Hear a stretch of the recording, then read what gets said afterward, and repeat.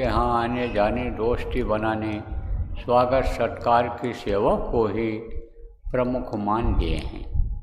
लेकिन वो प्रमुख नहीं है, वो खास नहीं है। उसका जो रिश्ता है, उसका जो संबंध है, वो किससे है? इस शरीर से है। बच्चों की सेवा करोगे, बच्चों की देख रेख करोगे, सेवा करके पाल पोष के बड़ा करोगे, तो कमा के लाएंगे, खिलाएंगे। कब?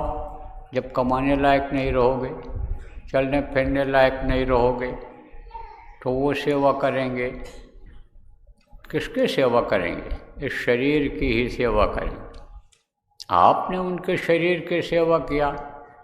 परिवार में कोई बीमार हो जाता है, उसके लिए दवा ला देते हो, हित मित्र के लिए दवा ला देते हो, हाथ पैर दबा देते हो, तो जब आप बीमार पड़ते हो तो भी सेवा करता है। तो इस शरीर की ही सेवा हो पाती है। ये जो भी काम होता है इस शरीर के लिए होता है, लेकिन शरीर के अंदर जो जीवात्मा परमात्मा की अंश बैठी हुई है, इसके निकलने के बाद इस शरीर की न तो कोई सेवा करता है और न सेवा दूसरे की कर सकता है।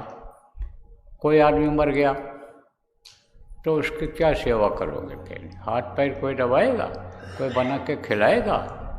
फिर तो इसमें सड़न गलन बदबू पैदा हो जाती है और पड़ोसी लोग भी कहते हैं कि ले जाओ जलाओ, नहीं तो मिट्टी खराब हो जाएगी। इसी शरीर की जिसकी सेवा करते हैं, तेल का मालिश करते हैं, जिसको अच्छा कपड़ा पहनाते हैं, अच्छा बना करके खिलाते हैं, उसी शरीर को चाहे रोते ही रोते ले जा करके पहुंचा देते हैं शमशान घाट पर, और ये जल करके राख हो जाता है। तो न अब मुर्दा की कोई सेवा करता है जिंदा जो परिवार में रहता है, और न मुर्दा परिवार वालों की कोई सेवा कर पाता है। तो इसका संबंध इस शरीर के साथ ही खत्म हो जाता है। लेकिन जो जीवात्मा है वो फंस जाती है, क्योंकि बहुत से लोगों को नहीं मालूम है।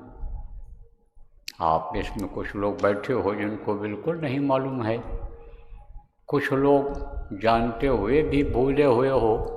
इस मृत्युलोक में काल माया के भूल और भ्रम के पर्दे में फंसे हुए हो, जाल में फंसे हुए हो, कि जिसकी वजह से भूले हुए हो कि अब मनुष्य शरीर भगवान के भजन के लिए मिला है।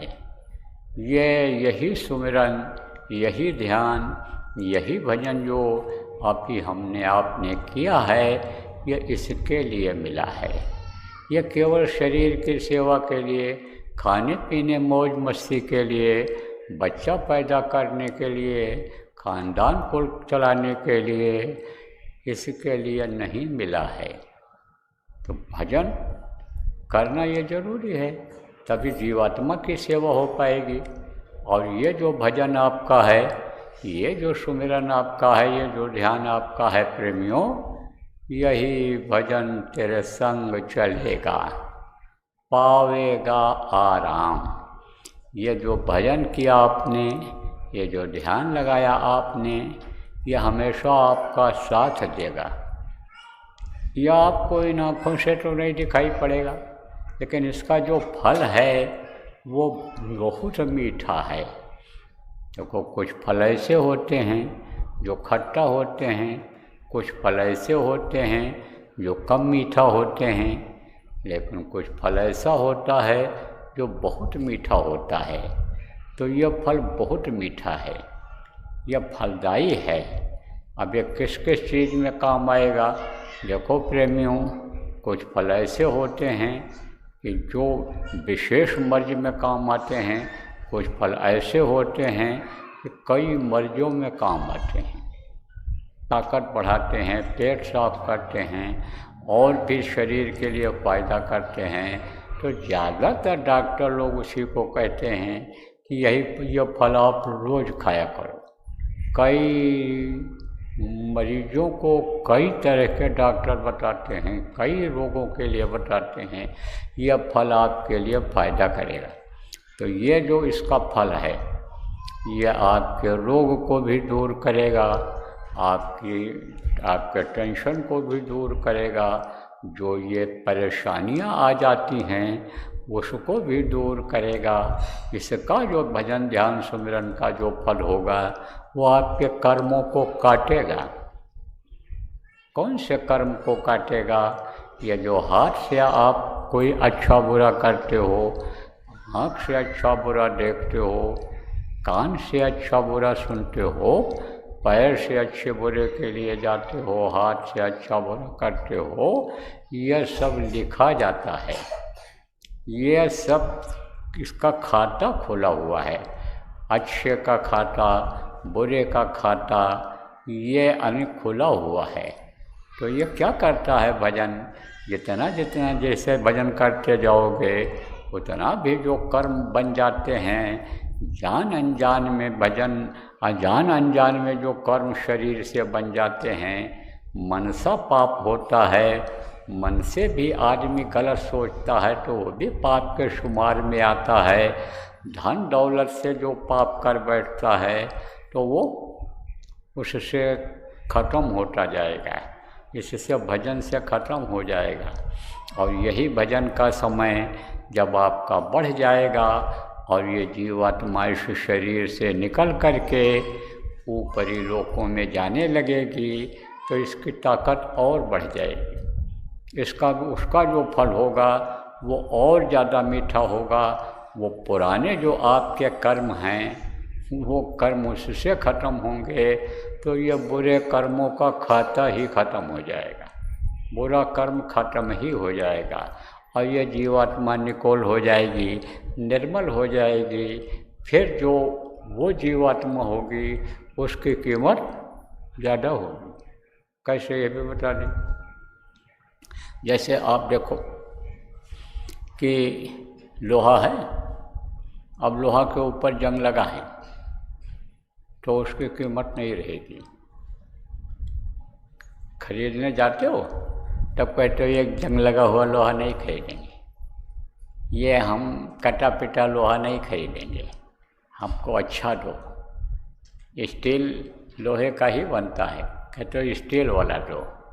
ऐसे ही ये एकदम साफ सुथरी हो जाएगी तो इसको कहीं भी आने जाने में दिक्कत नहीं होगी। देखो एकदम से नहा धो करके और एकदम साफ कपड़ा पहन करके और कोई आवे बैठ जाए, एकदम मैला कुचैला हो कोई, तो उसके पास बैठना नहीं पसंद करोगे, बदबू आएगी तो।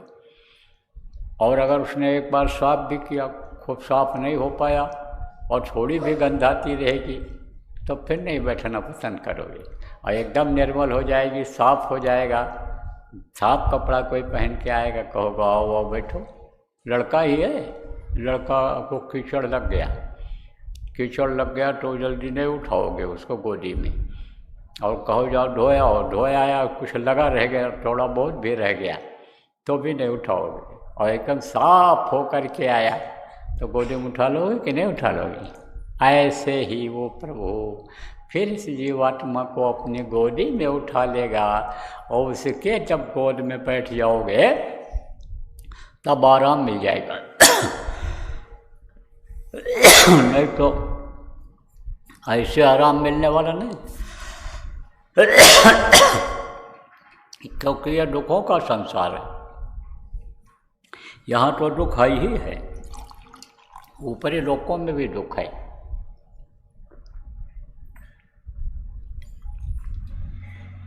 स्वर्ग और वैकुंठ में भी दुख है, वो भी दुखी हैं। स्वर्ग और वैकुंठ में कौन रहते हैं?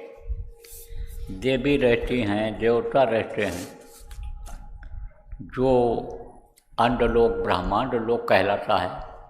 तो उसमें जितने भी जीव हैं वो सब दुखी हैं। क्यों दुखी हैं? इसलिए दुखी हैं कि वो इस चीज़ को जानते हैं, समझते हैं कि हम उस प्रभु के पास नहीं पहुंच सकते जो सबका सिरजनहार है। जहाँ पहुँचने के बाद फिर इधर नीचे दुख झेलने के लिए नहीं आना पड़ता है, हम उसके पास नहीं पहुँच सकते हैं।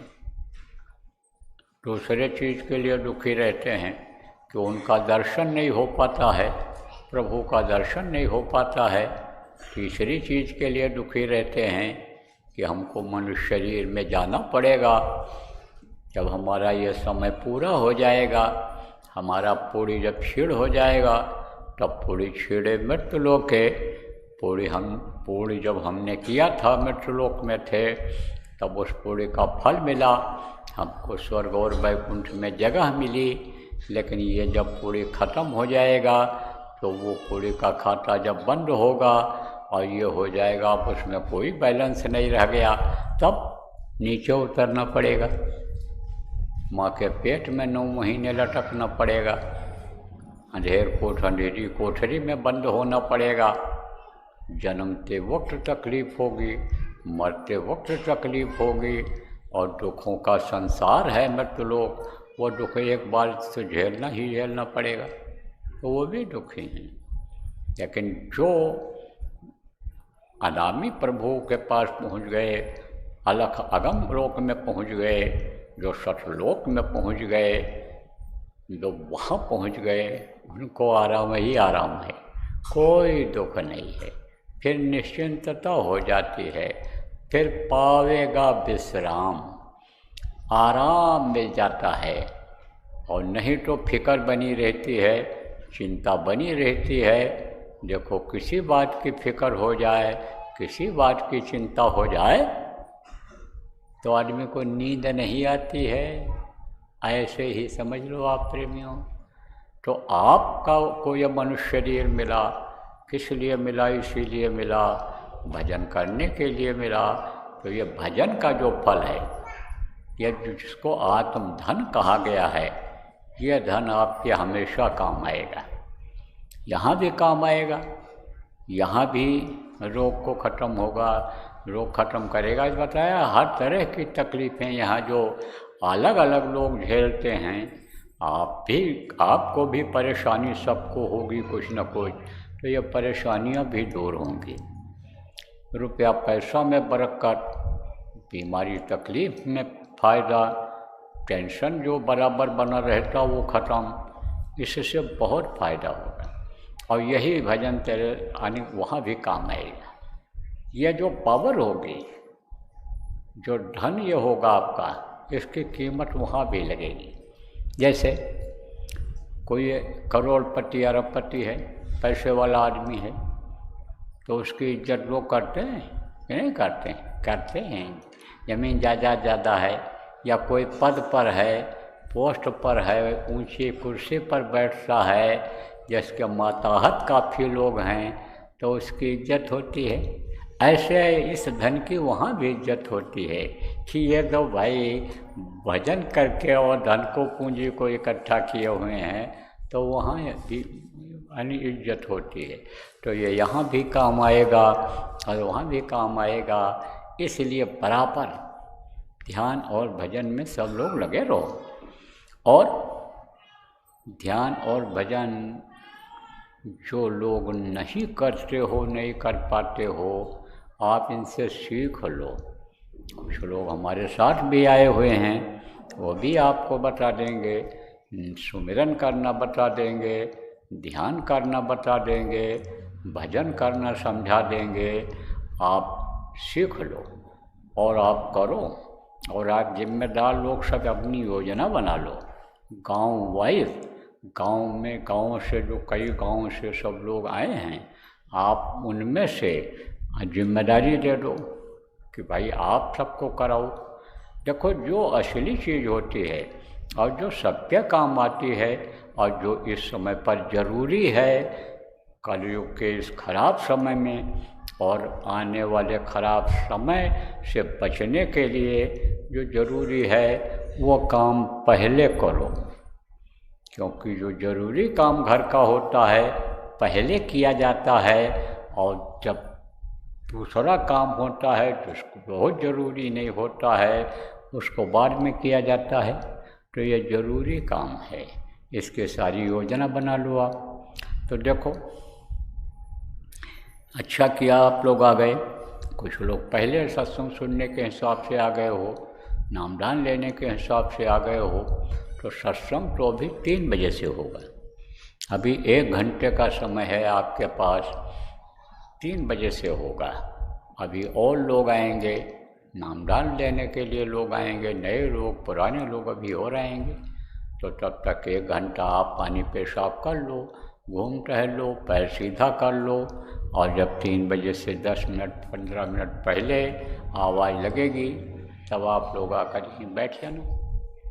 अब फिर आपको सुनाया जाएगा, कुछ सत्संग सुनाया जाएगा, कुछ ध्यान भजन बारे में बताया जाएगा, कुछ साधना शिविर के बारे में बताया जाएगा, बहुत सारी बातें बताई जाएंगी। नए लोगों को गुरु महाराज की दया से यानी उनकी मेहरबानी से नामदान भी दे दिया जाएगा। तो बोलो जय गुरुदेव।